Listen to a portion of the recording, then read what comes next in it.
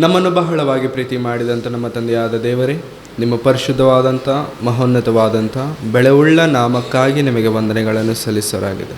ಇಂದು ಮಧ್ಯಾಹ್ನದ ವೇಳೆಯಲ್ಲಿ ನಿಮ್ಮ ಮಾತುಗಳನ್ನು ಕೇಳುವುದಕ್ಕೆ ಸಿದ್ಧರಾಗುವಾಗ ಕರ್ತನೆ, ನಮ್ಮೊಂದಿಗೆ ನೀವು ಮಾತನಾಡಿ ನಿಮ್ಮ ಒಂದು ಬೆಳೆವುಳ್ಳ ವಿಷಯಗಳನ್ನು ನಮಗೆ ತಿಳಿಯಪಡಿಸಿ. ಮುಂಜಾನೆ ವೇಳೆಯಿಂದ ಕರ್ತನೆ, ಇದುವರೆಗೂ ಅನೇಕ ಮಾತುಗಳ ಮೂಲಕವಾಗಿ ನಿಮ್ಮ ಸೇವಕರು ನಮ್ಮೆಲ್ಲರನ್ನು ಬಲಪಡಿಸಿದ್ದಾರೆ. ಅದೇ ಕ್ರಮದಲ್ಲಿ ಮತ್ತೊಂದು ವಿಷಯವನ್ನು ನಾವು ತಿಳಿದುಕೊಳ್ಳಲು ಕೇಳಲು ಸಿದ್ಧರಾಗುವಾಗ ನಮ್ಮನ್ನು ಬಲಪಡಿಸಿ ಕರ್ತನೆ, ನಮಗೆ ಬೇಕಾಗಿರುವಂಥ ನಿಮ್ಮ ಬೆಳವುಳ್ಳ ಮಾತುಗಳನ್ನು ನಿಮ್ಮ ವಾಕ್ಯದಿಂದ ನಮಗೆ ಬೋಧಿಸಬೇಕೆಂಬುದಾಗಿ ಬೇಡಿಕೊಳ್ಳುತ್ತಾ ಯೇಸು ಕ್ರಿಸ್ತರವರ ಪರಿಶುದ್ಧವಾದಂಥ ನಾಮದಲ್ಲಿ ಪ್ರಾರ್ಥಿಸಿ ಬೇಡಿ ಹೊಂದಿದ್ದೇನೆ ನಮ್ಮ ತಂದೆಯ ಅಂತ ದೇವರೇ, ಆಮೇಲೆ. ಈ ದಿನದಲ್ಲಿ ಸಮಯ ವ್ಯರ್ಥ ಮಾಡದೆ ದೇವರ ವಾಕ್ಯಕ್ಕೆ ನಾವು ಹೋಗೋಣ. ಈ ದಿನ ನಾವು ಧ್ಯಾನಿಸುತ್ತಿರುವಂಥ ಈ ಒಂದು ಗಳಿಗೆಯಲ್ಲಿ ಅಂಶದ ಹೆಸರು ದೇವರ ಶಕ್ತಿ ಸ್ವರೂಪಗಳು. ದೇವರ ಶಕ್ತಿ ಸ್ವರೂಪಗಳು. ದೇವರ ಶಕ್ತಿ ಸ್ವರೂಪಗಳು. ದೇವರ ಶಕ್ತಿ ನಮ್ಮೆಲ್ಲರಿಗೂ ಗೊತ್ತು. ದೇವರ ಶಕ್ತಿ ನಮ್ಮೆಲ್ಲರಿಗೂ ಗೊತ್ತು. ಓಕೆ, ದೇವರ ಶಕ್ತಿ ಅಂತಂದರೆ ಆ ಶಕ್ತಿಯಿಂದಲೇ ಈ ಸರ್ವ ಸೃಷ್ಟಿ ಸರ್ವಲೋಕ ಉಂಟಾಗಿದೆ. ಆದರೆ ಆ ದೇವರ ಶಕ್ತಿಯ ಸ್ವರೂಪವೇನು? ಆ ದೇವರ ಶಕ್ತಿಯ ಆ ಒಂದು ರೂಪವೇನಾಗಿರಬಹುದು?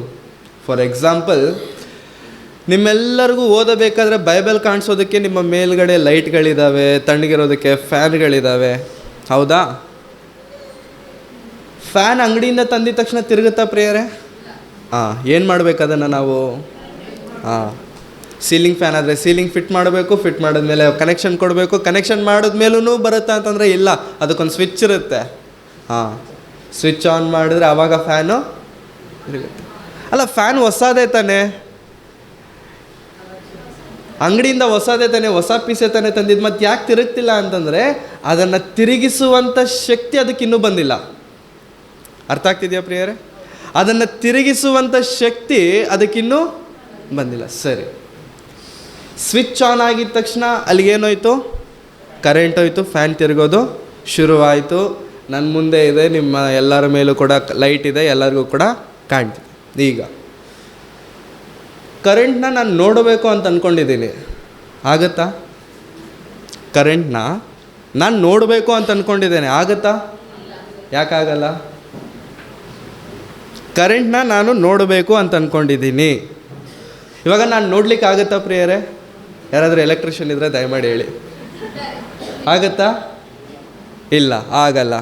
ಯಾಕೆ ಅಂತಂದರೆ ಅದಕ್ಕೆ ಯಾವುದೇ ರೀತಿಯಾದಂಥ ರೂಪ ಇಲ್ಲ.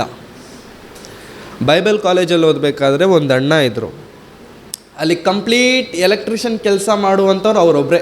ಅವ್ರ ಹೆಸರು ಆಮೋಸ್ ಅಂತೇಳಿ. ದೊಡ್ಡ ಅಲ್ಲಿ ನಮ್ಮ ಟೋಟಲ್ 7 ಎಕರೆ ಕ್ಯಾಂಪಸ್ಗೆ ಬೇಕಾಗಿರುವಂಥ ದೊಡ್ಡ ಕರೆಂಟ್ ಸಪ್ಲೈನ ಅವ್ರು ಎಲ್ಲಿಂದ ಬರುತ್ತೆ, ಎಲ್ಲಿಗೆ ಹೋಗುತ್ತೆ, ಎಲ್ಲಿ ಏನು ಮಾಡಬೇಕು ಕಂಪ್ಲೀಟಾಗಿ ಅವ್ರಿಗೆ ಗೊತ್ತು, ಎಲ್ಲ ಗೊತ್ತು ಅವ್ರಿಗೆ. ಒಂದು ದಿನ ಸೆಕೆಂಡ್ ಕ್ಯಾಂಪಸ್ಸಲ್ಲಿ ಮೇಯ್ನ್ ಇದಿರುತ್ತಲ್ಲ, ಕ್ಯಾಂಪಸ್ ಎಲ್ಲದಕ್ಕೂ ಕರೆಂಟ್ ಇದು ಮಾಡುವಂಥ ಒಂದು ಮೇಯ್ನ್ ಏನಂತಾರೆ ಅದನ್ನು, ಸ್ವಿಚ್ ಬಾಕ್ಸಸ್ ಅಲ್ಲಿ ಆ ಜಾಗದಲ್ಲಿ ಕೆಲಸ ಮಾಡ್ತಿದ್ರು. ಮಾಡ್ತಾ ಮಾಡ್ತಾ ಮಾಡ್ತಾ ಆ ಫಸ್ಟ್ ಮೇನ್ ಟ್ರಾನ್ಸ್ಫಾರ್ಮರಿಂದ ಫಸ್ಟ್ ಕ್ಯಾಂಪಸ್ಗೆ ಒಂದು ಸೆಕ್ಷನ್ ಬರುತ್ತೆ. ಆ ಫಸ್ಟ್ ಕ್ಯಾಂಪಸ್ಸಿಂದ ಸೆಕೆಂಡ್ ಕ್ಯಾಂಪಸ್ಗೆ ಇನ್ನೊಂದು ಸೆಕ್ಷನ್ ಆಗಿ ಡಿವೈಡ್ ಮಾಡಿ ಅದನ್ನು ಕರೆಂಟ್ನ ಡಿವೈಡ್ ಮಾಡಿದ್ದಾರೆ. ಇವ್ರು ಕೆಲಸ ಮಾಡ್ತಾ ಮಾಡ್ತಾ ಮಾಡ್ತಾ ಆ ಫಸ್ಟ್ ಕ್ಯಾಂಪಸ್ಸಿಂದ ಬಂದಿರುವಂಥ ಆ ಲೈನ್ ಇದೆಯಲ್ಲ ಅದನ್ನು ಹಿಡ್ಕೊಂಬಿಟ್ರು. ಆ ಫಸ್ಟ್ ಕ್ಯಾಂಪಸ್ಸಿಂದ ಬಂದಿರುವಂಥ ಲೈನ್ ಇದೆಯಲ್ಲ ಅದನ್ನು ಹಿಡ್ಕೊಂಬಿಟ್ರು. ಹಿಡ್ಕೊಂಡು ಹಂಗೆ ಇದ್ದಾರೆ, ಅಲ್ಲಾಡ್ತಿಲ್ಲ. ನಿಂತ್ಕೊಂಡ್ಬಿಟ್ಟಿದ್ದಾರೆ, ಅಲ್ಲಾಡ್ತಿಲ್ಲ. ಸ್ವಲ್ಪ ಶಿವರಿಂಗ್ ಆಯಿತು, ಮೈ ಸ್ವಲ್ಪ ಶಿವರಿಂಗ್ ಆಯಿತು.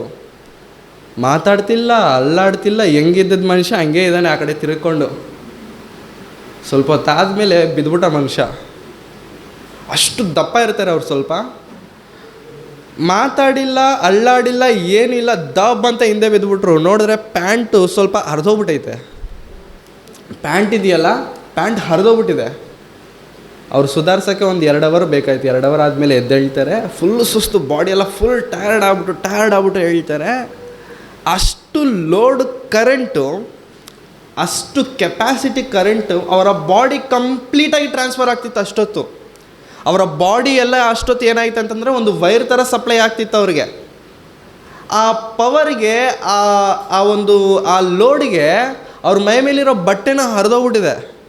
ಪ್ಯಾಂಟ್ ಹರಿದೋಯ್ತು, ಸ್ವಲ್ಪ ಶರ್ಟು ಹರಿದೋಯ್ತು. ಯಾಕೆ ಹೇಳ್ತಿದ್ದೇನೆ ಅಂತಂದರೆ ಪ್ರಿಯರೇ, ಕರೆಂಟ್ ನಮ್ಮ ಕಣ್ಣಿಗೆ ಕಾಣಲ್ಲ, ಅದರ ಕೆಲಸಗಳು ಮಾತ್ರ ಕಾಣುತ್ತೆ. ಆವತ್ತು ಅವ್ರ ಮೈ ತುಂಬ ಕರೆಂಟ್ ಓಡ್ತಿತ್ತು, ನಮಗೆ ಕಾಣ್ತಂತಂದರೆ ಕಾಣಿಲ್ಲ. ಹೆಂಗೆ ಕಾಣಿಸ್ತು, ಹೆಂಗೆ ಗೊತ್ತಾಯಿತು ಅಂತಂದರೆ ಅವ್ರ ಬಟ್ಟೆ ಹರಿದೋಯ್ತು. ಅದೇ ನಮಗೆ ಸೂಚನೆ. ಚೆನ್ನಾಗಿರೋ ಬಟ್ಟೆ ಹಾಕ್ಕೊಂಡೋದ್ರು, ಮನೆಗೆ ಬರೋ ಅಷ್ಟರಲ್ಲಿ ಅದೆಲ್ಲ ಸುಟ್ಟೋಗಿತ್ತು.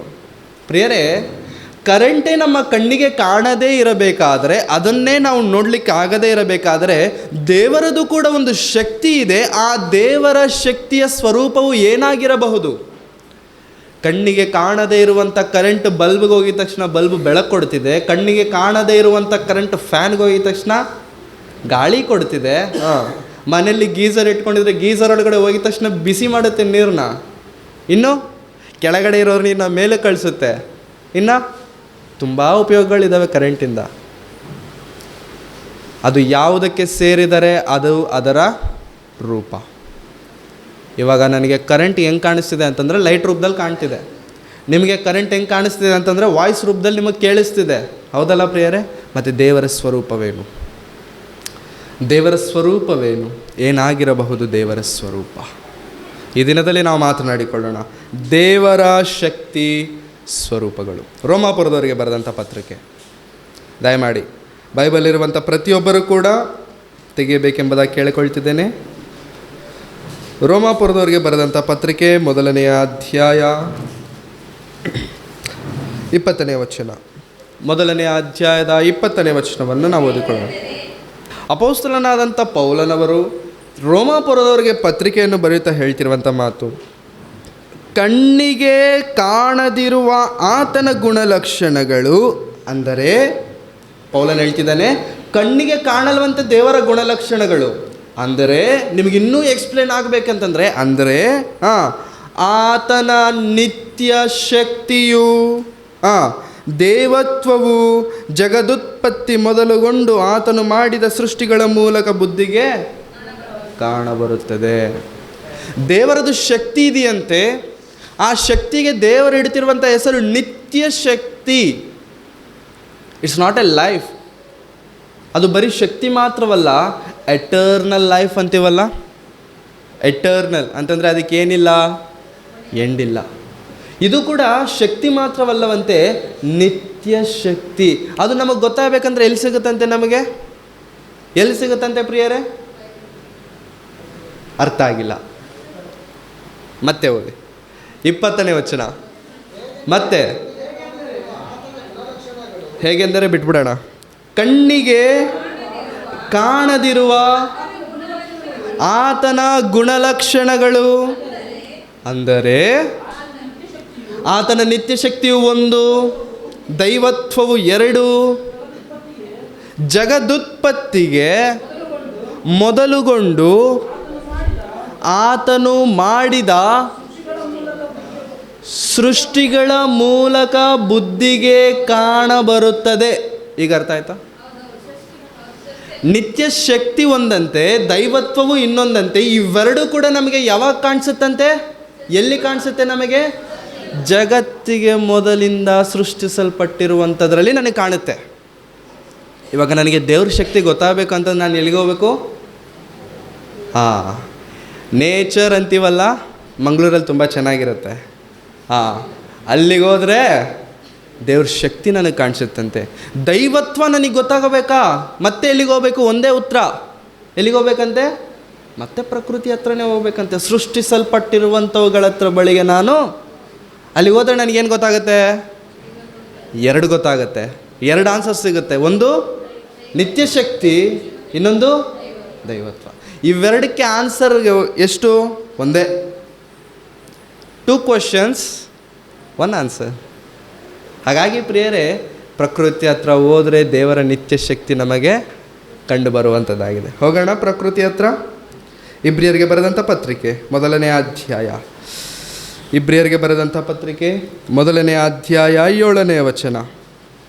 1ನೇ ಅಧ್ಯಾಯ 7ನೇ ವಚನ. ಇಬ್ರಿಯರಿಗೆ ಬರೆದಂಥ ಪತ್ರಿಕೆ ದೂತರ ವಿಷಯದಲ್ಲಿ ಹೇಳುವುದೇನೆಂದರೆ, ದೇವರು ತನ್ನ ದೂತರನ್ನು ಗಾಳಿಗಳನ್ನಾಗಿಯೂ ತನ್ನ ಸೇವಕರನ್ನು ಅಗ್ನಿ ಜ್ವಾಲೆಯನ್ನಾಗಿಯೂ ಮಾಡುತ್ತಾನೆ ಎಂಬುದು. ದೇವರು ತನ್ನ ದೂತರನ್ನು ಗಾಳಿಗಳನ್ನಾಗಿಯೂ ತನ್ನ ಸೇವಕರನ್ನು ಅಗ್ನಿ ಜ್ವಾಲೆಯನ್ನಾಗಿಯೂ ಮಾಡುತ್ತಾನೆ ಎಂಬುದು. ದೇವರ ಹತ್ರ ದೂತರಿದ್ದಾರಾ ಪ್ರಿಯರೇ? ದೂತರಿದ್ದಾರಾ? ಇಲ್ವಾ? ಇದ್ದಾರೆ. ಎಷ್ಟು ಜನ ಇದ್ದಾರೆ? 10 ಜನ, 100, 200, ಲೆಕ್ಕ ಹಾಕ್ಲಿಕ್ಕಾಗದೇ ಇರುವಷ್ಟು ಕೋಟ್ಯಾಂತರ ಜನ ದೂತರಿದ್ದಾರೆ. ಇವರೆಲ್ಲ ಏನು ಮಾಡ್ತಿದ್ದಾರೆ ಅಂತ ಪ್ರಕಟಣೆ ಗ್ರಂಥದಲ್ಲಿ ಹೇಳ್ತಾರೆ. ಏನು ಮಾಡ್ತಾರೆ? ಸ್ತುತಿ ಮಾಡ್ತಾ ಇರ್ತಾರಂತೆ. ದೇವ್ರನ್ನ ಸ್ತುತಿ ಮಾಡ್ತಾ ಇರ್ತಾರೆ. ಸ್ತುತಿ ಮಾಡ್ತಿರ್ತಾರೆ ಅಂತ ವಾಕ್ಯ ಹೇಳಿದ ತಕ್ಷಣ ಕ್ರೈಸ್ತರೆಲ್ಲರೂ ಕೂಡ ಸ್ತುತಿ ಮಾಡೋದನ್ನು ಕಲ್ತ್ಕೊಂಡ್ಬಿಟ್ರು. ಚರ್ಚಿಗೆ ಬರೋದು, ಈ ಥರ ಕೂತ್ಕೊಳ್ಳೋದು, ಯಾರಾದರೂ ಪ್ರಾರ್ಥನೆ ಮಾಡ್ತಿರ್ತಾರೆ, ಸ್ತುತಿ ಸ್ತುತಿ ಸ್ತುತಿ ಸ್ತುತಿ ಸ್ತುತಿ ಸ್ತುತಿ ಸ್ತುತಿ ಸ್ತುತಿ ಸ್ತುತಿ ಸ್ತುತಿ ಸ್ತುತಿ. ಯಾರಾದರೂ ಪ್ರಾರ್ಥನೆ ಮಾಡ್ತೀರಿ, ಅವ್ರು ಏನು ಮಾಡ್ತಿದ್ದಾರೆ ನಮಗೆ ಬೇಡ, ಅವ್ರು ಆಮೇಲೆ ಅನ್ನೋವರೆಗೂ ಕೂಡ ಸ್ತುತಿ ಸ್ತುತಿ ಸ್ತುತಿ ಸ್ತುತಿ ಸ್ತುತಿ ಸ್ತುತಿ ಸ್ತುತಿ. ಇವ್ರು ಆಮೇಲೆ ಅನ್ಬೇಕು, ಇವ್ರು ಸ್ತುತಿ ನಿಲ್ಲಿಸ್ಬೇಕು. ಇವ್ರು ಆಮೇಲೆ ಅನ್ನೋವರೆಗೂ ಸ್ತುತಿ ಅನ್ನೋದು ಸ್ತುತಿ ಸ್ತುತಿ ಸ್ತುತಿ ಸ್ತುತಿ. ಹಲ್ಲೆಲೂಯಾ. ಮಧ್ಯದಲ್ಲಿ ಮತ್ತು ಗ್ಲೋರಿ ಟು ಇಂಗ್ಲೀಷು ಬರುತ್ತೆ. ಇಂಗ್ಲೀಷ್ ಬರುತ್ತೆ. Praise lord, glory to God, amen, ಸ್ತೋತ್ರ, ಸ್ತುತಿ. ತಪ್ಪು ಅಂತ ನಾನು ಹೇಳ್ತಿಲ್ಲ ಪ್ರಿಯರೇ, ತಪ್ಪು ಅಂತ ನಾನು ಹೇಳ್ತಿಲ್ಲ. ಅದೆಲ್ಲ ಯಾವಾಗ ಗೊತ್ತಾ? ಚಿಕ್ಕ ವಯಸ್ಸಲ್ಲಿ ನಮ್ಮ ಮಕ್ಕಳನ್ನ LKG ಇಲ್ಲಂತಂದರೆ LKGಗಿಂತ ಮೊದಲು ಕನ್ನಡ ಮೀಡಿಯಮ್ಗೆ ಹಾಕೋರು ಇದು ಅಂಗನವಾಡಿಗೆ ಕಳಿಸ್ತಾರೆ. ಅವ್ರೇನು ಮಾಡ್ತಾರೆ ಅಂತಂದರೆ, ಒಂದು ಇದು ಕೊಟ್ಟು, ಏನಂತಾರೆ, ಸ್ಲೇಟ್ ಕೊಟ್ಟು ಬಲ್ಪ ಕೊಟ್ಬಿಟ್ಟು ಏ ಅಂತ ಬರೆಸ್ತಾರೆ. ಏನಂತಾರೆ ಅಂದರೆ ಅದ್ರ ಮೇಲೆ ತಿದ್ದು ಅಂತಾರೆ. ಆ ಪಾಪು 3 ಕಡ್ಡಿ 2 ಕಡ್ಡಿ ಉದ್ದ ಹಾಕ್ಬಿಟ್ಟು 1 ಕಡ್ಡಿ ಅಡ್ಡ ಹಾಕ್ಬಿಟ್ಟು ಏ ಅನ್ನುತ್ತೆ. ಮತ್ತೆ ಉಜ್ಜುತ್ತೆ, ಏ ಅನ್ನುತ್ತೆ. ಎಷ್ಟೊತ್ತು ಉಜ್ಜುತ್ತೆ ಅಂತಂದರೆ ಅದಕ್ಕೆ ಬಾಯಿಪಾಠ ಹೋಗೋವರೆಗೂ ಉಜ್ಜುತ್ತೆ. ಮತ್ತು ನೆಕ್ಸ್ಟ್ ಅದು ಮತ್ತೆ ಒಂದು 2 ವರ್ಷ ಬಿಟ್ಕೊಂಡು, ನಿನ್ನ ಹೆಸರು ಬರಿಯಮ್ಮ, ನಿನ್ನ ಹೆಸರೇನು ಅರ್ಪಿತಾ ತಾನೆ, ಬರಿಯಮ್ಮ ನಿನ್ನ ಹೆಸರು ಅಂತಂದರೆ ಏ ಅನ್ನತ್ತೆ. ಅಂದ್ಕೊಂಡಿದ್ದೀರಾ? ಅನ್ನಲ್ಲ. ರಾಪ್ ಅಂತ ಬರ್ಬಿಟ್ಟು ಪೇಪರ್ ಮುಖಕ್ಕೆ ಹೊಸ್ಬಿಡುತ್ತೆ. ತಗೋ ಅರ್ಪಿತಾ. ಫಸ್ಟು ಎ ಮಾತ್ರ ನೀನು ನೋಡ್ದಲ್ಲ, ಇವಾಗ ARPITHA ಅರ್ಪಿತಾ ನನಗೆ ಫುಲ್ಲು ಬಂದ್ಬಿಡುತ್ತೆ. ಯಾಕೆ ಹೇಳ್ತಿದ್ದೇನೆ ಅಂತಂದರೆ ಪ್ರಿಯರೇ, ಈ ಸ್ತುತಿ ಅನ್ನೋದಂತ ತಪ್ಪಂತ ನಾನು ಹೇಳ್ತಿಲ್ಲ. It's an elementary education. ಅರ್ಥ ಆಗ್ತಿದೆಯಾ ಪ್ರಿಯರೇ? ಹಾಗಾಗಿ ದೇವದೂತರು ಏನು ಮಾಡ್ತಿದ್ದಾರೆ ಅಂತ ದೇವ್ರನ್ನ ಕೊಂಡಾಡ್ತಿದ್ದಾರೆ. ಆ ದೂತರುಗಳಲ್ಲಿ ಕೆಲವು ದೂತರನ್ನು ದೇವರು ಏನು ಮಾಡ್ತಿದ್ದಾನೆ ಅಂತ ಇಬ್ರಿಯರಿಗೆ ಬರೆದಂಥ ಪತ್ರಿಕೆ ನಾವು ಓದಿರುವಂಥ ಮಾತಲ್ಲಿ ದೇವರು ಹೇಳ್ತಿದ್ದಾರೆ 1:7 ಕೆಲವರನ್ನು ಗಾಳಿಯನ್ನಾಗಿ ಅಲ್ಲ, ಕರೆಕ್ಟಾಗಿ ಓದಿ. ಏನಂತೆ? ಕೆಲವರನ್ನು ಗಾಳಿಗಳನ್ನಾಗಿ. ಏಕವಚನನ ಬಹುವಚನನ? ಬಹುವಚನ. ಏಕವಚನನ ಬಹುವಚನನ? ಬಹುವಚನ. ಗಾಳಿ ಒಂದೇ ತಾನೆ ಪ್ರಿಯರೇ? ಎಷ್ಟಿದೆ ಗಾಳಿ? ಒಂದೇನಾ? ಸ್ವಲ್ಪ ಓದಿರೋರನ್ನ ನಾವು ಕೇಳೋಣ. ಸ್ವಲ್ಪ ಓದಿರೋರು, ಒಂದು 5-6ನೇ ಕ್ಲಾಸ್ ಯಾರಾದರೂ ಓದಿದರೆ ಅವ್ರನ್ನ ಕೇಳೋಣ. 8ನೇ ಕ್ಲಾಸ್ವರೆಗೆ ಯಾರಾದರೂ ಓದಿದರೆ, ಟೆಕ್ಸ್ಟ್ ಬುಕ್ ಓಪನ್ ಮಾಡಿದ ತಕ್ಷಣ ನನಗೆ ಗಾಳಿ ಅಂತ ಇಷ್ಟು ದಿನ ಗೊತ್ತಿತ್ತು, ಒಂದು ಹೈಡ್ರೋಜನ್ ಅಂತ ಅಷ್ಟೇ. ಸ್ವಲ್ಪ ಮುಂದಕ್ಕೆ ಹೋದ್ಮೇಲೆ ಹೈಡ್ರೋಜನ್ ಒಂದೇ ಅಲ್ಲಪ್ಪ, ಕಾರ್ಬನ್ ಡೈಆಕ್ಸೈಡ್ ಕೂಡ ಇದೆ. ವೆರಿ ಗುಡ್, ಕಾರ್ಬನ್ ಡೈಆಕ್ಸೈಡ್ ಇದೆ. ಇವೆರಡೇನಾ? ಇನ್ನು ಸ್ವಲ್ಪ ಒಂದು ವರ್ಷ ಮುಂದಕ್ಕೆ ಹೋಗು, ಮತ್ತು ನೈಟ್ರೋಜನ್ ಇದೆ ಅಂತ ಹೇಳ್ಕೊಡ್ತಾರೆ. ಇನ್ನೂ ಮುಂದಕ್ಕೆ ಹೋಗ್ಬಿಡು, ಲೆಕ್ಕ ಮಾಡೋಕ್ಕಾಗಲ್ಲ, ಎಷ್ಟು ದೊಡ್ಡ ಟೇಬಲ್ ಕೊಟ್ಬಿಡ್ತಾರೆ. ಇದೆಲ್ಲ ಗಾಳಿಗಳೇ. ಒಂದು ಗಾಳಿಯಲ್ಲಿ ಇಷ್ಟೊಂದು ಇದೆಯಾ? ಅದಕ್ಕೆ ದೇವರು ಹೇಳ್ತಿದ್ದಾರೆ, ಗಾಳಿಯನ್ನು ಅಲ್ಲ, ಎಷ್ಟು ಗಾಳಿಗಳನ್ನು, ಮುಂದಕ್ಕೆ ತನ್ನ ಸೇವಕರನ್ನು ಅಗ್ನಿ ಜ್ವಾಲೆಯನ್ನಾಗಿಯೂ ಮಾಡುತ್ತಾನೆ ಎಂಬುದು. ಹಾಗಾಗಿ ಪ್ರಿಯರೇ, ಈ ಪ್ರಕೃತಿಯೆಲ್ಲ ಯಾರು ಸೇವೆ ಮಾಡ್ತಿದೆ? ಯಾರ ಸೇವೆ ಮಾಡುತ್ತಿರೋರನ್ನ ದೇವರು ಅದನ್ನೆಲ್ಲ ಮಾಡ್ಸಕ್ಕೆ ಕೊಟ್ಟಿದ್ದಾರೆ.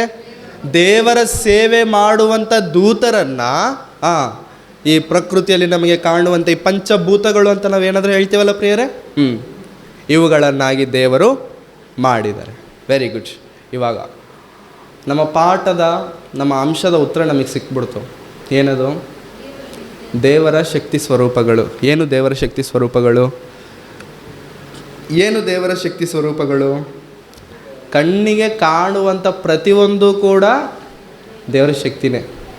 ದೇವರ ಶಕ್ತಿಯನ್ನು ತೋರಿಸುವಂಥದ್ದೇ. ದೇವರ ಶಕ್ತಿಯನ್ನು ತೋರಿಸುವಂಥದ್ದೇ. ಈ ಸಮಯದಲ್ಲಿ ಒಂದು ದೊಡ್ಡ ರಾಜನಲ್ಲ ಚಕ್ರವರ್ತಿಯನ್ನು ಕುರಿತು ನಾವು ಮಾತನಾಡ್ಕೊಳ್ಳೋಣ. ಅಲೆಕ್ಸಾಂಡರ್ ದಿ ಗ್ರೇಟ್ ಪ್ರಪಂಚವನ್ನೇ ಜಯಿಸಬೇಕೆಂದು ಹೊರಟಿರುವಂಥ ಮಹಾ ಯೋಧ. ಒಂದು ದಿನ ಸತ್ತೋಗ್ಬಿಟ್ಟ. ಎಷ್ಟು ವರ್ಷ ಸಾಯಬೇಕಾದ್ರೆ ಮುದುಗಾಕ್ ಸತ್ತೋದ್ನ ಅಂತಂದರೆ ಇಲ್ಲ. ಅಲೆಕ್ಸಾಂಡರ್ ದಿ ಗ್ರೇಟ್ ಸಾಯಬೇಕಾದ್ರೆ ವಯಸ್ಸು ಎಷ್ಟು ಗೊತ್ತಾ ಪ್ರಿಯರೇ? ಜಸ್ಟ್ 32. ಪ್ರಪಂಚವನ್ನು ಜಯಿಸಬೇಕೆಂದು ಹೊರಟಿರುವಂಥ ಚಕ್ರವರ್ತಿ ಜಸ್ಟ್ 32 ಸತ್ತೋಗ್ಬಿಟ್ಟ. ಯಾಕೆ ಸತ್ತ? ಹೇಗೆ ಸತ್ತ ಅಂತಂದರೆ ಮಲೇರಿಯಾ ಅಂತ ಕೇಳಿದ್ದೀರಾ? ಮಲೇರಿಯಾ ಕೇಳಿದ್ದೀರಾ? ಆ ಮಲೇರಿಯಾ ರೋಗ ಪಾಪ ರಾಜನಿಗೆ ಬಂದ್ಬಿಡ್ತು. ಆ ಕಾಲದಲ್ಲಿ ಅದಕ್ಕೆ ಔಷಧಿ ಇರಲಿಲ್ಲ. ಆಗಲೇ ಹೊಸದಾಗಿ ಬಂದಂಥ ರೋಗ, ಅದು ಇನ್ನೂ ಔಷಧಿ ಕಂಡುಹಿಡಿರಲಿಲ್ಲ. ಅದಕ್ಕೆ ಅದು ಸ್ಪ್ರೆಡ್ ಆಗುವಂಥ ಸ್ಪೀಡ್ ಕೂಡ ತುಂಬ ಫಾಸ್ಟಾಗಿತ್ತು. ಹಾಗಾಗಿ ರೋಗ ವಾಸಿಯಾಗಿಲ್ಲ. 32 ವರ್ಷಕ್ಕೆ ರಾಜ ಸತ್ತ. ಈಗ ಮಲೇರಿಯಾ ಬರುವುದಕ್ಕೆ ಮುಖ್ಯ ಕಾರಣ ಏನು ಹೇಳಿ? ಸೊಳ್ಳೆ. ಪಕ್ಕಾನಾ? ಬಂದಿತ್ತ ಯಾರಿಗಾದ್ರು? ಮಲೇರಿಯಾ ಬರುವುದಕ್ಕೆ ಮುಖ್ಯ ಕಾರಣ ಸೊಳ್ಳೆ. ಇವಾಗ ಬೈಬಲಲ್ಲಿರುವಂಥ ವಾಕ್ಯ ನೋಡೋಣ. ಯೋವೇಲನು ಬರೆದಂಥ ಪ್ರವಾದನೆಯ ಗ್ರಂಥ. ಯೋವೇಲನು 2ನೇ ಅಧ್ಯಾಯ. ಯೋವೇಲನು ಬರೆದಂಥ ಪ್ರವಾದನೆ ಗ್ರಂಥ 2ನೇ ಅಧ್ಯಾಯ 25ನೇ ವಚನ. 2ನೇ ಅಧ್ಯಾಯ 25ನೇ ವಚನ. ಗುಂಪು ಮಿಡತೆ, ಸಣ್ಣ ಮಿಡತೆ, ದೊಡ್ಡ ಮಿಡತೆ, ಚೂರಿ ಮಿಡತೆ,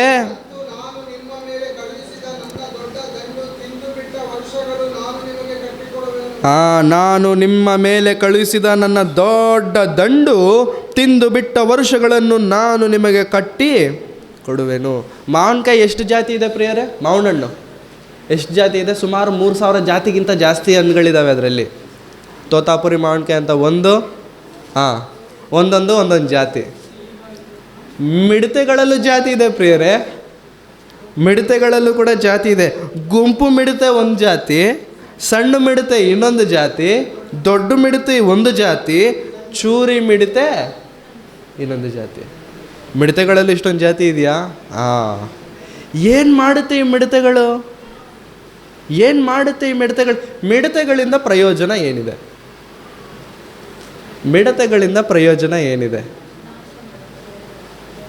ನಮಗೇನೋ ಜಾಸ್ತಿ ಪ್ರಯೋಜನ ಕಾಣದೇ ಇರ್ಬೋದು, ದೇವ್ರಿಗೆ ಮಾತ್ರ ತುಂಬ ಪ್ರಯೋಜನ ಇದೆ. ಐಗುಪ್ತ ದೇಶಕ್ಕೆ ಮೋಶೆನ ಕಳಿಸ್ತಾರೆ ದೇವರು. ಕಳಿಸ್ಬಿಟ್ಟು, ಮಗನೇ ನನ್ನ ಹೆಸರು ಹೇಳು, ಕಳಿಸ್ಬಿಡ್ತಾನೆ ಅವನು ಅಂತೇಳಿ. ಕಳಿಸ್ತಾನ? ಯಾರು?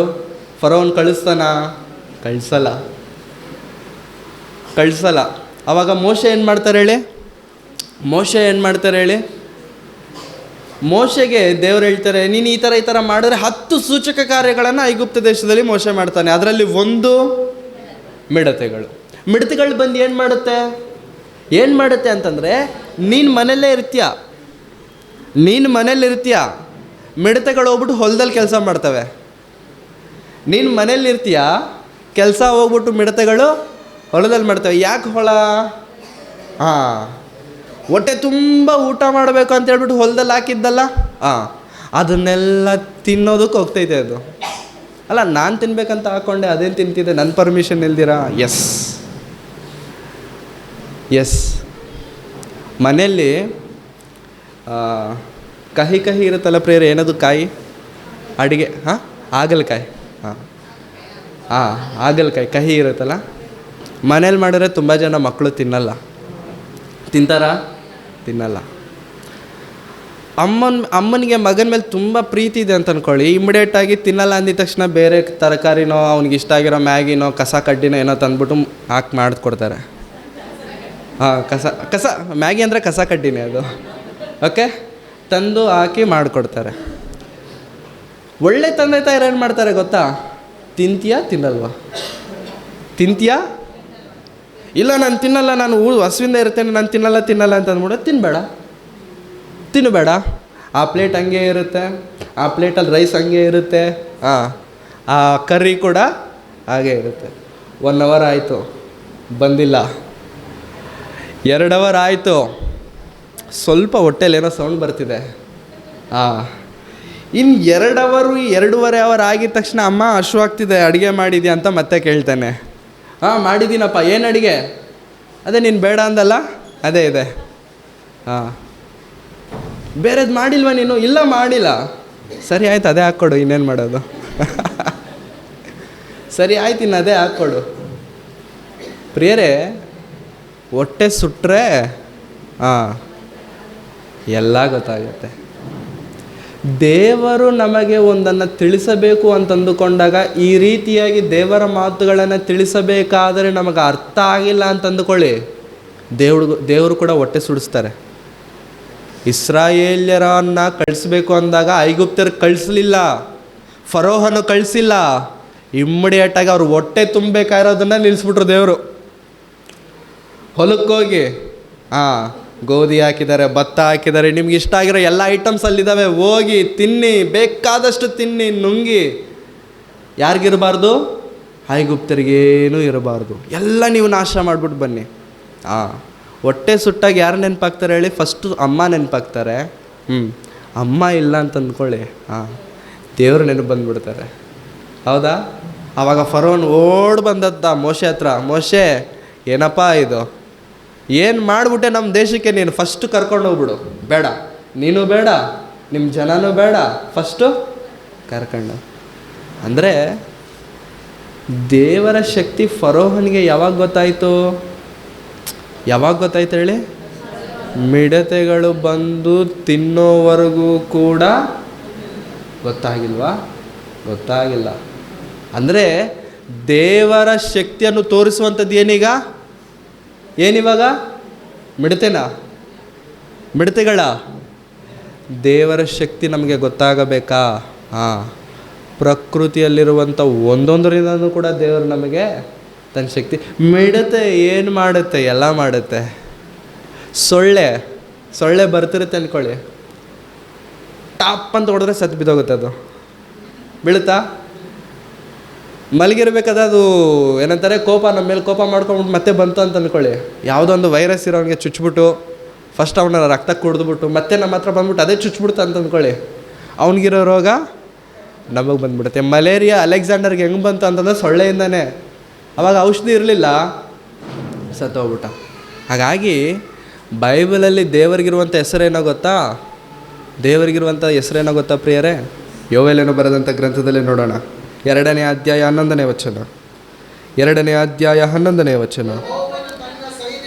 ಯೆಹೋವನು ತನ್ನ ಸೈನ್ಯದ ಮುಂದೆ ಧನಿಗೈಯುತ್ತಾನೆ, ಆತನ ದಂಡು ಬಹು ದೊಡ್ಡದು, ತನ್ನ ಮಾತನ್ನು ನೆರವೇರಿಸಿಕೊಳ್ಳುವ ಆತನು ಬಲಿಷ್ಠನಾಗಿದ್ದಾನೆ. ಆತನಿಗೆ ಸೈನ್ಯ ಇದೆಯಂತೆ, ಅದು ಬಹು ದೊಡ್ಡದು.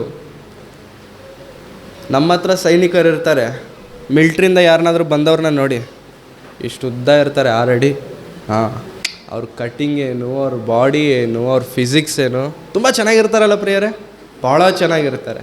ಮತ್ತು ದೇವರ ಸೈನ್ಯದಲ್ಲಿ 6 ಅಡಿ ಇರೋರು ಇದ್ದಾರೆ, 7 ಅಡಿ ಇರೋರು ಇದ್ದಾರೆ, 10 ಅಡಿ ಇರೋರು ಇದ್ದಾರೆ ಅಂತಂದರೆ ಅಡಿಗಳ ಲೆಕ್ಕ ಅಲ್ಲ, ಇಲ್ಲಿ ಕೆಲಸ ಲೆಕ್ಕ, ದೇವರ ಶಕ್ತಿ ತೋರಿಸುವಂಥದ್ದು ಲೆಕ್ಕ.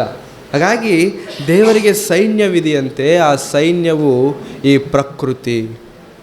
ಈ ಪ್ರಕೃತಿ ಏನಾಗಿದೆ ಪ್ರಿಯರೇ? ದೇವರ ಸೈನ್ಯವಾಗಿದೆ, ದೇವರ ಸೈನ್ಯವಾಗಿದೆ. ಹಾಗಾಗಿ ಕೀರ್ತನೆಗಳ ಗ್ರಂಥ 60ನೇ ಅಧ್ಯಾಯ 2ನೇ ವಚನ ನಾವು ನೋಡಿಕೊಳ್ಳೋಣ. ಕೀರ್ತನೆಗಳ ಗ್ರಂಥ 60ನೇ ಅಧ್ಯಾಯ 2ನೇ ವಚನ.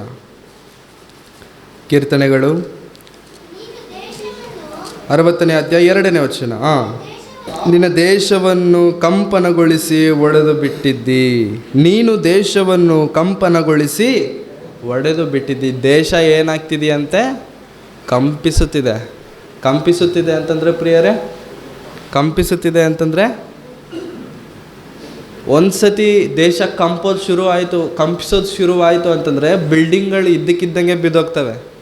ಸುಮಾರು ರೀಸೆಂಟಾಗಿ ಒಂದು ಎರಡು ವರ್ಷದಿಂದ ಟರ್ಕಿ ಎನ್ನುವಂಥ ದೇಶದಲ್ಲಿ ಭೂಕಂಪ ಬಂದಿತ್ತು. ಅರ್ಥ್ಕ್ವೇಕ್ ಅಂತಾರೆ, ಭೂಕಂಪ ಬಂದಿತ್ತು. ಹೌದಾ? ಈ ಭೂಕಂಪದಲ್ಲಿ ಏನಾಗಿತ್ತು ಅಂತಂದರೆ ದಿನಾ ಭೂಕಂಪ ಬರುತ್ತೆ. ಒಂದು 10-15 ಬಿಲ್ಡಿಂಗ್ಗಳು, ಅಪಾರ್ಟ್ಮೆಂಟ್ಗಳು ಇದ್ದಕ್ಕಿದ್ದಂಗೆ ಬಿದ್ದೋಗ್ತವೆ. ಈ ರೀತಿ ದಿನಾ ಭೂಕಂಪ ಬರ್ತಿದೆ, ಬಿಲ್ಡಿಂಗ್ಗಳು ಬಿದ್ದೋಗ್ತಿದೆ, ಭೂಕಂಪ ಬರ್ತಿದೆ, ಬಿಲ್ಡಿಂಗ್ಗಳು ಬಿದ್ದೋಗ್ತಿದೆ. ಒಂದಿನ ಬೆಳಿಗ್ಗೆ ಒಂದು ಬಿಲ್ಡಿಂಗಲ್ಲಿರುವಂಥ ಒಂದು ತಂದೆ, ಅಪ್ಪ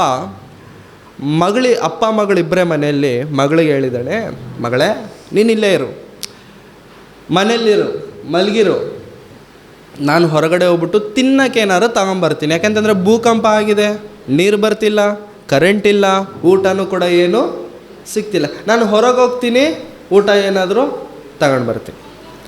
ಹೊರಗೋದ, ಊಟ ತಗೊಂಡು ಇನ್ನೇನು ಬರಬೇಕಾದ್ರೆ ಆ 2-3 ದಿನ ಕಂಟಿನ್ಯೂಸ್ ಆಗಿ ಬಂದಿರುವಂಥ ಭೂಕಂಪ ಆ ಕ್ಷಣದಲ್ಲಿ ಬಂತು. ಆ ಮಗಳಿದ್ದಂಥ ಬಿಲ್ಡಿಂಗ್ ಅವನ ಕಣ್ಣು ಮುಂದೆನೇ ಬಿದ್ದೋಯ್ತು, ಅಪ್ಪನ ಕಣ್ಣು ಮುಂದೆ. ಮಗಳು ಒಳಗಡೆ ಮಲಗಿದ್ದಾಳೆ, ಬಿಲ್ಡಿಂಗು ಮಗಳಿನ ಮೇಲೆ ಬಿದ್ದಿದೆ. ಅಪ್ಪ ಓಡೋದ, ಬಿಲ್ಡಿಂಗ್ ಹತ್ರ ಓಡೋಗ್ಬಿಟ್ಟು ಕೈಗೆ ಸಿಕ್ಕಿರುವಂಥ ಕಲ್ಲೆಲ್ಲ ತೆಗೆದಾಕ್ತಿದ್ದಾನೆ. ಮಗಳಿದ್ದಾಳೆ ಅಲ್ಲಿ, ಮಗಳು ಮಲಗಿದ್ಲು, ತೆಗೆದಾಕ್ತಿದ್ದಾನೆ. ಮಗಳು ಸಿಕ್ಕಿಲ್ಲ. ಅಳ್ತಾ ಒಂದು ಮೂಲೆಯಲ್ಲಿ ಕೂತ್ಕೊಂಡು, ನನ್ನ ಮಗಳು ಊಟ ತರಕ್ಕೆ ಹೋದೆ, ಮಗಳೇ ಕಾಣ್ತಿಲ್ಲ ಅಂತ ಹೇಳ್ಬಿಟ್ಟು ನೊಂದ್ಕೊಂಡು ಅಳ್ತಾ ತಲೆ ತಿರುಗಿಸಿ ಆ ಬಿದ್ದೋಗಿರುವಂಥ ಬಿಲ್ಡಿಂಗ್ ಕಡೆ ನೋಡಿದ ತಕ್ಷಣ ಒಂದು ಬೆಡ್ ಕಾಣ್ತಿದೆ. ಆ ಬೆಡ್ ಮೇಲೆ ಒಂದು ಕೈ ಕಾಣ್ತಿದೆ. ಆ ಕೈಗೆ ಒಂದು ಸ್ವೆಟ್ರ್ ಹಾಕಿದೆ. ಕೈ ಕಾಣ್ತಿದೆ, ಆ ಕೈಗೆ ಒಂದು ಸ್ವೆಟ್ರ್ ಹಾಕಿದೆ, ಪಿಂಕ್ ಕಲರಲ್ಲಿ ಸ್ವೆಟ್ರು. ಈ ಸ್ವೆಟರ್ ನನ್ನ ಮಗಳದಿದ್ದಂಗಿದೆಯಲ್ಲ. ಹತ್ರ ಹೋಗಿ ನೋಡ್ತಾನೆ, ಅದು ಆ ವ್ಯಕ್ತಿಯ, ಆ ತಂದೆಯ ಮಗಳ ಕೈ. ಆ ಮಗಳ ಮೇಲೆ ದೊಡ್ಡ ಸ್ಲ್ಯಾಬ್ ಬಿದ್ದೋಗ್ಬಿಟ್ಟಿದೆ. ಈ ಮೇಲೆ ಇದಿದೆಯಲ್ಲ ಪ್ರಿಯರೇ, ದೊಡ್ಡ ಸ್ಲ್ಯಾಬ್ ಹಂಗೆ ಬಿದ್ದುಬಿಟ್ಟಿದೆ. ಅಪ್ಪ ಅಲ್ಲೇ ಕೂತ್ಕೊಂಡ್ಬಿಟ್ಟ, ಆ ಮಗಳ ಕೈ ಹಿಡ್ಕೊಂಡ, ಮಗಳೇ ಅಂತ ಅಳ್ತಾ ಕೂತಿದ್ದಾನೆ. ಅಳ್ತಾ ಕೂತಿದ್ದಾನೆ. ಮಗಳ ಕೈ ಹಿಡ್ಕೊಂಡಿದ್ದಾನೆ, ಇನ್ನೊಂದು ಕೈಯಲ್ಲಿ ಕವರ್ ಹಿಡ್ಕೊಂಡಿದ್ದಾನೆ, ಊಟ ತಂದಿರುವಂಥ ಕವರು. ಏನು ಮಾಡಬೇಕೋ ಗೊತ್ತಾಗ್ತಿಲ್ಲ. ಆ ಮಗಳ ಕೈ ಹಂಗೆ ಹಿಡ್ಕೊಂಡ ಅಳ್ತಿದ್ದಾನೆ. ಆ ಸ್ಲ್ಯಾಬ್ ಕೆಳಗಡೆ ಬಿದ್ದಿರುವಂಥ ಮಗಳನ್ನು ಹಿಡ್ಕೊಂಡು. ಯಾಕೆ ಹೇಳ್ತಿದ್ದೇನೆ ಅಂತಂದರೆ ಪ್ರಿಯರೇ, ಭೂಮಿ ಒಂದು ಸತಿ ಕಂಪಿಸಿತಾ, ಸಮಾಧಿ ಮನೆ ಕೆಳಗಡೆನೇ ಆಗಿಬಿಡುತ್ತೆ. ಹಾಗಾಗಿ ಈ ಪ್ರಕೃತಿಯಲ್ಲಿ ನಾವು ಕಾಣುವಂಥ ಪ್ರತಿಯೊಂದನ್ನು ನೋಡಿದ ತಕ್ಷಣ ನಮ್ಗೆ ಭಯ ಬರಬೇಕು. ಯಾಕಂತಂದರೆ ಇದು ದೇವರ ಸೈನ್ಯ. ಇದು ಏನಾಗಿದೆ? ದೇವರ ಸೈನ್ಯ. ಸೊಳ್ಳೆಗಳನ್ನ ಗುಂಪಾಗಿ ನೋಡ್ತಿದ್ದೀವ, ಏನೋ ಆಗುತ್ತೆ. ಗುಂಪಾಗಿ ಸೊಳ್ಳೆ ಇರೋ ಜಾಗದಲ್ಲಿ ಯಾರಾದರೂ ಹೋಗ್ತಾರೆ ಪ್ರಿಯರೇ? ಯಾರು ಹೋಗಲ್ಲ. ಯಾಕೆ ಹೋಗಲ್ಲ? ಕಚ್ಚುತ್ತೆ ಅಂತಲ್ಲ, ಕಚ್ಚಿದ್ರೆ ರೋಗ ಬರುತ್ತೆ ಅಂತ. ಕಚ್ಚಲಿ, ಕಚ್ಚಿದ ಮೇಲೆ ಏನು ಬರಬಾರ್ದು? ರೋಗ ಬರಬಾರ್ದು. ಇವಾಗ ರೋಗಕ್ಕೆ ಎದುರ್ತಿದ್ದೀವ, ಸೊಳ್ಳೆಗೆ ಎದುರ್ತಿದ್ದೀವಿ. ಸೊಳ್ಳೆ ಕಚ್ಚುತ್ತೆ ಅಂತ ಎದುರ್ತಿದ್ದೀವ, ಸೊಳ್ಳೆಯಿಂದ ಬರೋ ರೋಗಕ್ಕೆ ಎದುರ್ತಿದ್ದೀವಿ. ಹೌದಲ್ಲ ಪ್ರಿಯರೇ? ಹಾಗಾಗಿ ಪ್ರಕೃತಿಯಲ್ಲಿ ನಾವು ನೋಡ್ತಿರುವಂಥದ್ದು ಪ್ರತಿಯೊಂದಿದೆ ನೋಡಿ, ಇಟ್ಸ್ ಎನ್ ಆರ್ಮಿ, ದೇವರ ಸೈನ್ಯ. ಹಾಗಾಗಿ ಪ್ರಕೃತಿಯಲ್ಲಿರುವಂಥ ಪ್ರತಿಯೊಂದು ಕೂಡ ಏನಾಗಿದೆ ಗೊತ್ತಾ ಪ್ರಿಯರೇ? ದೇವರ ಶಕ್ತಿಯನ್ನು ತೋರ್ಪಡಿಸುವಂಥದ್ದೇ. ಹೋಶೇಯನು ಬರೆದಂಥ ಗ್ರಂಥ 12ನೇ ಅಧ್ಯಾಯ. ಹೋಶೇಯನು ಬರೆದಂಥ ಗ್ರಂಥ 12ನೇ ಅಧ್ಯಾಯ 5ನೇ ವಚನ. 12ನೇ ಅಧ್ಯಾಯ 5ನೇ ವಚನ. ಆತನ ನಾಮಧೇಯ ಯೆಹೋವನೆಂಬುದೇ ಆತನನ್ನು ಸ್ಮರಿಸುವ ನಾಮಧೇಯ. ಇಸ್ರಾಯೇಲೇ, ತಿರುಗಿಕೋ, ನೀತಿ ಪ್ರೀತಿಗಳನ್ನು ಅನುಸರಿಸಿ ನಿನ್ನ ದೇವರನ್ನು ಎಡಬಿಡದೆ ನಿರೀಕ್ಷಿಸಿಕೊಂಡಿರು.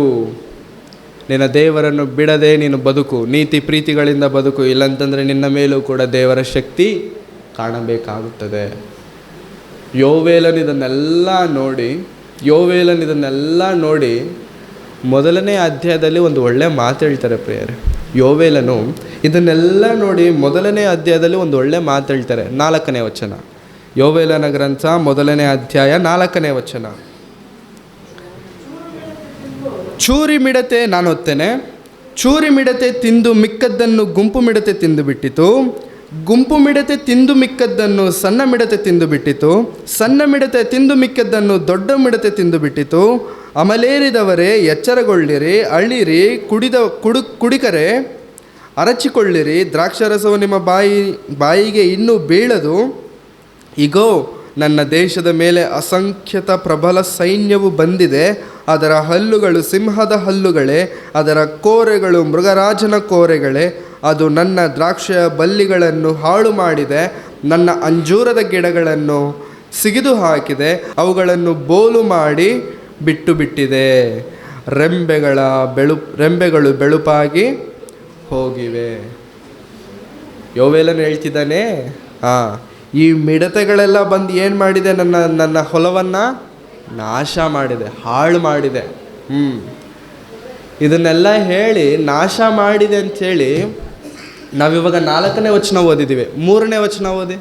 4ನೇ ವಚನ ಓದಿದ್ದೀವಲ್ಲ, 3ನೇ ವಚನ ಓದಿ. ಇದನ್ನು ನಿಮ್ಮ ಮಕ್ಕಳಿಗೆ ವರ್ಣಿಸಿರಿ, ಅವರು ತಮ್ಮ ಮಕ್ಕಳಿಗೆ ವಿವರಿಸಲಿ, ಅವರು ಮುಂದಿನ ತಲೆಯವರಿಗೆ ತಿಳಿಸಲಿ. ಏನ ತಿಳಿಸ್ಬೇಕು ಯೋವೇಲನೆ? ಯಾವುದೆಲ್ಲ ಮಿಡತೆಗಳೆಷ್ಟು ಜಾತಿ, ಚಿಕ್ಕ ಮಿಡತೆ, ದೊಡ್ಡ ಮಿಡತೆ, ಚೂರಿ ಮಿಡತೆ, ಇದನ್ನು ದೇವರ ಶಕ್ತಿಯನ್ನು ಕುರಿತು ನಿಮ್ಮ ಮಕ್ಕಳಿಗೆ ತಿಳಿಸಿ. ದೇವರಿಗೆ ಹೆದರಬೇಕೆನ್ನುವಂಥದ್ದನ್ನು ನಿಮ್ಮ ಮಕ್ಕಳಿಗೆ ತಿಳಿಸಿ. ದೇವರಿಗೆ ಭಯಪಡಬೇಕೆನ್ನುವಂಥದ್ದನ್ನು ನಿಮ್ಮ ಮಕ್ಕಳಿಗೆ ತಿಳಿಸಿ. ಆ ದೇವರಿಗೆ ಭಯಪಡಬೇಕು ಅಂತಂದರೆ ಈ ಪ್ರಕೃತಿಯಿಂದ ನನ್ನನ್ನು ಹೆದರಿಸಲು ದೇವರು ಶಕ್ತನಾಗಿದ್ದಾನೆ. ಈ ಪ್ರಕೃತಿಯಿಂದ ಹೆದರಿಸಲು ಶಕ್ತನಾಗಿದ್ದಾನೆ. ಸ್ವಲ್ಪ ಬಿಸಿಲು ಜಾಸ್ತಿ ಆಯ್ತು ಅಂತಂದರೆ ಮೈಯೆಲ್ಲ ಬೆವರುತ್ತಿದೆ ನನಗೆ. ಮಂಗಳೂರಿಗೆ ಬಂದಿದ ತಕ್ಷಣ ಮಂಗಳೂರಲ್ಲಿ ತಣ್ಣಗಿರುತ್ತೆ ಅಂದ್ಕೊಂಡೆ. ಫಸ್ಟ್ ಟೈಮ್ ಬಂದಿದ್ದು ನಾನು ಮಂಗಳೂರಿಗೆ. ತಣ್ಣಗಿರುತ್ತೆ ಅಂತ ಹೇಳ್ಬಿಟ್ಟು ಒಂದು ಹೊಸ ಸ್ವೆಟ್ರ್ ತಂದ್ಕೊಂಡೆ. ಅದು ಬಂದಾಗ ಹೊರಗಡೆ ಐತಿ, ತೆಗೆದಿಟ್ಟಿದ್ದಷ್ಟೇ. ಇದುವರೆಗೂ ಯೂಸ್ ಮಾಡಬೇಕಂತ ಅವಶ್ಯಕತೆ ಬಂದಿಲ್ಲ ಅದನ್ನು. ಬಿಸಿಲು ಬ್ಯಾಂಗ್ಳೂರಿಗೆ ಮಂಗಳೂರಿಗೆ ವ್ಯತ್ಯಾಸ ಬಂದ್ರೇ ಬೆವತೋಗ್ತಿದ್ದೇವೆ ಪ್ರಿಯರೇ. ದೇವರ ಕೋಪವನ್ನು ತಡ್ಕೊಂಡು ಬದುಕೋಕ್ಕೆ ಸಾಧ್ಯ ಅಂತೀರಾ? ಟೆಂಪರೇಚರ್ ಜಾಸ್ತಿ ಆದ್ರೇ, 1-2 ಟೆಂಪರೇಚರ್ ಜಾಸ್ತಿ ಆದ್ರೇ ನಾವು ತಡ್ಕೊಳಕ್ಕಾಗದೇ ಇರಬೇಕಾದ್ರೆ ಪ್ರಿಯರೇ, ದೇವರ ಶಕ್ತಿಯನ್ನು ನೋಡಬೇಕು ಅಂತ ಅಂದುಕೊಳ್ತಿದ್ದೀರಾ? ಆ ದೇವರ ಶಕ್ತಿ ತಾಳಲಿಕ್ಕೆ ಆಗದೇ ಇರುವಷ್ಟು ಬಲವಾಗಿದೆ. ಹಾಗಾಗಿ ಇದನ್ನು ನಿಮ್ಮ ಮಕ್ಕಳಿಗೆ ತಿಳಿಸಿ, ವರ್ಣಿಸಿರಿ. ಅವರು ತಮ್ಮ ಮಕ್ಕಳಿಗೆ ವಿವರಿಸಲಿ, ಅವರು ಮುಂದಿನ ತಲೆಯವರಿಗೆ ತಿಳಿಸಲಿ. ದೇವರ ಶಕ್ತಿಯನ್ನು ಕುರಿತು ನೀವು ನಿಮ್ಮ ಮಕ್ಕಳಿಗೆ ವಿವರಿಸಿರಿ, ಅವರ ಮಕ್ಕಳಿಗೆ ಹೇಳಲಿ, ಅವರು ಮುಂದಿನ ತಲೆಯವರಿಗೆ ಅದನ್ನು ವಿವರಿಸಲಿ. ಅಂದರೆ ಪ್ರಿಯರೇ, ದೇವರನ್ನು ಕುರಿತಾದಂಥ ಸಂಗತಿಗಳು ನೀವು ಕೇಳಿದ ನಂತರ ನಿಮ್ಮ ಹತ್ರ ಮಾತ್ರ ನೀವು ಇಟ್ಕೊಳ್ಬಾರ್ದು. ಮೊದಲೇನು ಮಾಡಬೇಕು? ಮಕ್ಕಳಿಗೋಗಿ ಹೇಳ್ಕೊಡಿ. ಅದನ್ನು ಏನು ಮಾಡಬೇಕಂದ್ರೆ ವರ್ಣಿಸಿರಿ ಅಂತಿದೆಯಾ ಅಲ್ಲಿ? ನಿಮ್ಮ ಮಕ್ಕಳಿಗೆ ವರ್ಣಿಸಿರಿ, ಎಕ್ಸ್ಪ್ಲೈನ್ ಇಟ್. ಸ್ಕೂಲಿಂದ ಬಂದಿದ ತಕ್ಷಣ ಡೈರಿ ಓಪನ್ ಮಾಡು, ಹೋಮ್ವರ್ಕ್ ಏನು ಕೊಟ್ಟಿದ್ದಾರೆ, ಕ್ಲಾಸ್ ವರ್ಕ್ ಏನು ಕೊಟ್ಟಿದ್ದಾರೆ, ಇದಲ್ಲ. ಸ್ಕೂಲಿಂದ ಬಂದಿದ ತಕ್ಷಣ ಮಗನೇ ಕೈಕಾಲು ತೊಳ್ಕೊ, ಫಸ್ಟ್ ಏನು ಮಾಡು, ಬೈಬಲ್ ಓದು, ಆಮೇಲೆ ನಿನ್ನ ಹೋಮ್ವರ್ಕ್ ಏನಿದೆ ಅದು ನೀನು ಮಾಡ್ಕೊ. ಮೊದಲು ಮಕ್ಕಳಿಗೆ ಕಳಿಸ್ಕೊಡ್ಬೇಕಾಗಿರುವಂಥದ್ದು ದೇವರನ್ನು ಕುರಿತು. ನೆನಪಿಟ್ಕೊಳ್ಳಿ ತಂದೆ ತಾಯಂದಿರೇ, ನೆನಪಿಟ್ಕೊಳ್ಳಿ, ಮೊದಲು ನಿಮ್ಮ ಮಕ್ಕಳಿಗೆ ಕಳಿಸ್ಕೊಡ್ಬೇಕಾಗಿರುವಂಥದ್ದು ದೇವರನ್ನು ಕುರಿತು. ಇವತ್ತಿನ ತಂದೆ ತಾಯಿಗಳು ತುಂಬ ಸ್ಮಾರ್ಟ್ ಆಗಿದ್ದಾರೆ. ಎಷ್ಟು ಸ್ಮಾರ್ಟ್ ಆಗಿದ್ದಾರೆ ಅಂತಂದರೆ, ಮಕ್ಕಳ ಕೈಗಳಿಗೆ ಫೋನ್ ಕೊಟ್ಬಿಡ್ತಾರೆ. ಫೋನ್ ಕೊಟ್ಬಿಟ್ಟು ಯಾಕಮ್ಮ ನಿಮ್ಮ ಮಗಳಿಗೆ ಫೋನ್ ಕೊಟ್ಟಿದೆಯಾ ಅಂತಂದರೆ, ಅಯ್ಯಯ್ಯೋ ಏನೂ ಇಲ್ಲ ಸರ್, ಅವನು ಫೋನಲ್ಲೂ ಕೂಡ ವಾಕ್ಯ ಕೇಳ್ತಾನೆ ಗೊತ್ತಾ, ಹೋಗಿ ನೋಡಿ. ಫೋನಲ್ಲಿ ಏನು ಕೇಳ್ತಾನೆ? ವಾಕ್ಯ ಕೇಳ್ತಾನೆ ಯಾವಾಗಲೂ ನೋಡಿ. ಹಾಡುಗಳೇ ಇರುತ್ತೆ ಅವನ ಫೋನಲ್ಲಿ. ಆಹಾ, ಹಾಡುಗಳೇ ಕೇಳ್ತಾನೆ, ವಾಕ್ಯಗಳೇ ಕೇಳ್ತಾನೆ. ಅಯ್ಯೋ ಅದಕ್ಕೆ ಸರ್ ನಾನು ಫೋನೇ ಕೊಡಲ್ಲ, ಫೋನೇ ತಗೊಳ್ಳಲ್ಲ ಅವನ ಹತ್ರದಿಂದ. ಯಾಕಂತಂದರೆ ಅವನು ಒಂದು ಇದು ಗೇಮ್ ಆಡಲ್ಲ, ಬೇರೆ ಆ್ಯಪೇ ಓಪನ್ ಮಾಡಲ್ಲ, ಬರೀ ವಾಕ್ಯ ಬರೀ ವಾಕ್ಯ ಬರೀ ವಾಕ್ಯ. ಇಂಟರ್ನೆಟ್ ಸ್ಪೀಡ್ ಯಾವ ಸ್ಪೀಡಲ್ಲಿದೆ ಪ್ರಿಯರೇ ಇವತ್ತು? ಎಷ್ಟು? ನನ್ನ ಚಿಕ್ಕ ವಯಸ್ಸಲ್ಲಿ ನಮ್ಮ ಅಪ್ಪನಿಗೆ ಮೈಕಲ್ ಜಾಕ್ಸನ್ ಅಂದರೆ ತುಂಬ ಇಷ್ಟ. ಮೈಕಲ್ ಜಾಕ್ಸನ್ ಡ್ಯಾನ್ಸ್ ಅಂದರೆ ತುಂಬ ಇಷ್ಟ. ಆವಾಗ ಒಂದು 2Gನೋ 3Gನೋ ಫೋನ್ ಹೊಸ್ದಾಗಿ ಬಂದಿತ್ತು. ನಾನು ಹೇಳ್ತಿರೋದು ಒಂದು 10-12 ವರ್ಷದಿಂದ ಮಾತು. 2G ಬಂದಿತ್ತು. ಬ್ಲ್ಯಾಕ್ಬೆರಿ ಫೋನ್ ತೊಗೊಂಡ್ರಪ್ಪ, ನೋಕಿಯಾದು ದೊಡ್ಡದು. ಅದರಲ್ಲಿ ಮೈಕಲ್ ಜಾಕ್ಸನ್ ಅಂತ ಟೈಪ್ ಮಾಡಿದೆ. ತಿರುಗ್ತಿದೆ ತಿರುಗ್ತಿದೆ ತಿರುಗ್ತಿದೆ ತಿರುಗ್ತಿದೆ ತಿರುಗ್ತಿದೆ ತಿರುಗ್ತಿದೆ. ಬಂದ ಮೈಕಲ್ ಜಾಕ್ಸನ್ ಜೋರಾಗಿ ಕಿರ್ಚಿದ, ಉಯ್ ಅಂತ, ಮತ್ತೆ ನಿಂತೋದ. ಒಂದು ಸ್ಟೆಪ್ ಹಾಕ್ದ, ನಿಂತೋದ. ತಿರುಗ್ದ ತಿರುಗ್ದ ತಿರುಗ್ದ ತಿರುಗ್ದ ತಿರುಗ್ದ. ಒಂದು ಅರ್ಧ ಗಂಟೆಗೆ ಮತ್ತೆ ಇನ್ನೊಂದು ಸ್ಟೆಪ್ ಹಾಕ್ದ, ಮತ್ತಿನ್ನು ಕೇಳಿಸಿಲ್ಲ. ನಾನೇ 2G ನೋಡಿದ್ದೀನಿ ಅಂತಂದರೆ ನೀವೆಲ್ಲರೂ ಯಾವ ಜಿ ಇಲ್ದಿದ್ದಾಗೆ ನೀವಿದ್ರಿ. ಇವಾಗಿರೋ ಮಕ್ಕಳು 2Gಯಲ್ಲಿಲ್ಲ, ಎಲ್ಲಿದ್ದಾರೆ? 5Gಯಲ್ಲಿದ್ದಾರೆ. ನೀವು ಲೋಡಾಗಿ ಪ್ಲೇ ಆಗೋ ಅಷ್ಟರಲ್ಲಿ ಅವ್ನು ಎಷ್ಟೋ ನೋಡ್ಬಿಟ್ಟಿರ್ತಾನಲ್ಲಿ. ನೀವು ಲೋಡಾಗಿ ಪ್ಲೇ ಆಗೋ ಅಷ್ಟರಲ್ಲಿ ಅವ್ನು 2-3 ವೀಡಿಯೋಗಳು ಕಂಪ್ಲೀಟ್ ಮಾಡಿಬಿಟ್ಟಿರ್ತಾನಲ್ಲಿ. ಅರ್ಥ ಮಾಡ್ಕೊಳ್ಳಿ ಪ್ರಿಯರೇ, ಮಕ್ಕಳು ಬಹಳ ಫಾಸ್ಟ್ ಇದ್ದಾರೆ. ನಿಮ್ಮ ಮಕ್ಕಳಿಗೆ ನೀವೇನಾದರೂ ಹೇಳ್ಕೊಡ್ಬೇಕು ಅಂತ ಅಂದ್ಕೊಳ್ತಿದ್ದೀರಾ? ಬೈಬಲ್ ಕೈ ಕೊಡಿ, ಬೈಬಲ್ ಕೈ ಕೊಡಿ. ಫೋನಲ್ಲೂ ಬೈಬಲ್ ಇದೆಯಲ್ಲ, ಫೋನಲ್ಲಿದೆ ಬೈಬಲ್, ಯಾಕೆ ಹಾಳು ಮಾಡೋಕ್ಕೆ? ನನ್ನ ಫೋನಲ್ಲೂ ಬೈಬಲ್ ಇದೆ ಪ್ರಿಯರೇ.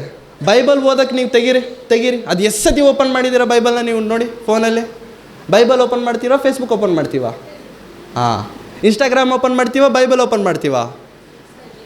ಯಾಕೆ? ಬೈಬಲ್ ಇದೆಯಲ್ಲ, ಬೈಬಲ್ ಯಾಕೆ ಓಪನ್ ಮಾಡಲ್ಲ? ಓಪನ್ ಮಾಡೋಕ್ಕೆ ಮನಸ್ಸು ಬರಲ್ಲ. ಹಾಗಾಗಿ ಮಕ್ಕಳಿಗೆ ಫೋನಲ್ಲ ಪ್ರಿಯರೇ, ಅವ್ರ ವಾಕ್ಯನೇ ಕೇಳಲಿ. ಒಳ್ಳೆಯದು ತಪ್ಪು ಅಂತ ಹೇಳ್ತಿಲ್ಲ, ಎಷ್ಟು ಕೇಳಬೇಕೋ ಅಷ್ಟು ಕೇಳಿ. ಹಾಡುಗಳಿಗೆ ಕೇಳಲಿ, ಒಳ್ಳೇದಂತಲ್ಲ. 5 ನಿಮಿಷ ಕೇಳಬೇಕಾದ್ರೆ ಹಾಡಿಗೆ ಅರ್ಧ ಗಂಟೆ ಯಾಕೆ ಅವ್ನ ಫೋನಲ್ಲಿ ಕೈಯಲ್ಲಿ ಫೋನ್ ಇರುತ್ತೆ? 5 ನಿಮಿಷ ಹಾಡು, ಅವ್ನ ಕೈಯಲ್ಲಿ ಫೋನ್ ಮಾತ್ರ ಅರ್ಧ ಗಂಟೆ.